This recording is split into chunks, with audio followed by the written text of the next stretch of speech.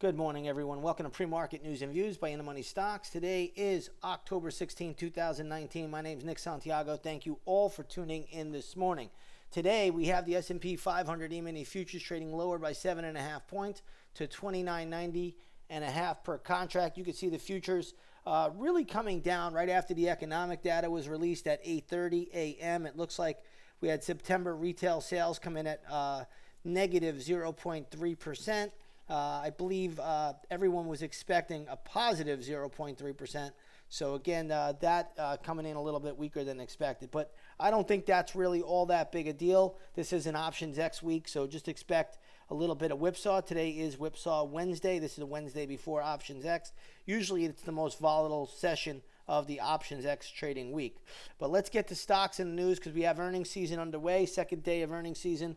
It started yesterday. Today we're going to start the day off with United Airlines UAL is the ticker symbol here. Stock closed at $87.92 yesterday, now trading at $89.55. United with a nice little pop after hours yesterday. Pulled back a little bit, settling in right here. I don't really see anything wrong here. Stock could still move up to the 91.25, maybe 91.5 level. So again, United is strong. If you own it, trail the stop loss. In sympathy, you always want to take a look at American Airlines. That's trading up on the news. Delta also upticking a little bit here. If you take a look at Southwest, LUV, that is basically flat this morning. So again, UAL with a good little pop. But again, we'll watch it and we'll see what it does on the charts. Really not much to do at the moment. Next up, we have Bank of America in play. Big financial here. That stock's getting a good little bid this morning. It closed at $29.74, now trading at $30.40. I would give this the upside bias to around $30.60. If it clears there, it wants to go to $31. Again, no real reason to fight it on the short side from what I see at the moment, but we'll look at it once the opening bell rings and we'll see what the chart tells us at that time. Let's take a look at PNC Financial. Stock right now trading at $143 a share, closed at $141.87. So you got a good little uptick here. This stock can actually go to $146.85 if the daily chart read is correct that I'm looking at. So again, I would give PNC some more upside bias. If you own it, trail the stop loss. That's a smart move. Let's take a look at USB, which is US Bank Corp.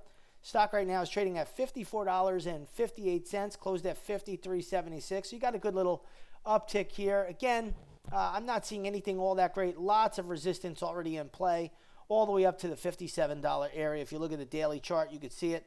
You got all of this red bar. You got all of this here chop, which was a consolidation before a breakdown. And then you got the pivot high. So USB running into a lot of resistance, at least for now. We'll see how it plays out once the opening bell rings. Here we have MCK, which is McKesson. Stock catching a very good bid this morning. Closed at $138.17, now trading at $146. Looks like they have settled an opioid litigation. They have a little settlement there for $18 billion. That's a lot of money, but it's spread out through numerous years. So the market seems to like that. You also want to look at ABC in sympathy, and that's catching a little bit of an uptick. Also, Cardinal Health, CAH, also upticking a little bit this morning. Both of those are trading up in sympathy to that news. Next up, I want to take a look at Sleep Number. SNBR is the ticker symbol here. Right now, when I look at this stock, it's trading at $49.25, closed at $46.86. It's a little bit long in the tooth for me, going into a lot of resistance. Again, it's a thin stock, meaning if you look at the daily chart, it does not trade a million shares. These stocks can overshoot, so you're really going to have to give it the upside bias to around 51.5 to 52. Let's get over to JB Hunt, another big transport company. Stock is catching a nice bid today, trading at $112.24. Not a lot of volume behind this move.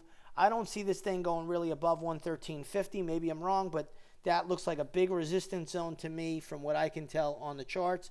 If my math is right, $113.35 to $113.50 probably stalls this thing out. Let's take a look at ABT, which is Abbott. Stock right now trading at $79.50. This closed at $81.98, so this is a pretty good haircut after earnings.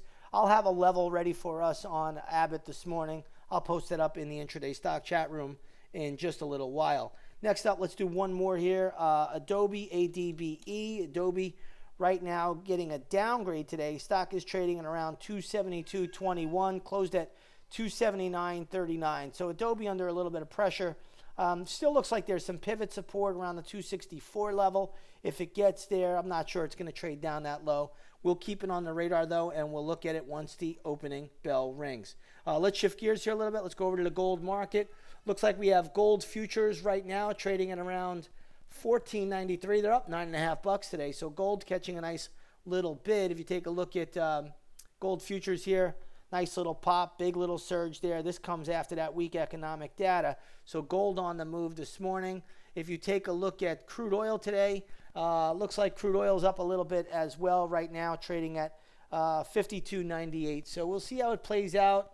All in all, when you look at gold and futures, you got to just take them minute by minute because these things can change quick. Once again, if you have not done so, come on, check out the intraday stock chat room. We're having a great 2019, looking to keep that going really right into the end of the year.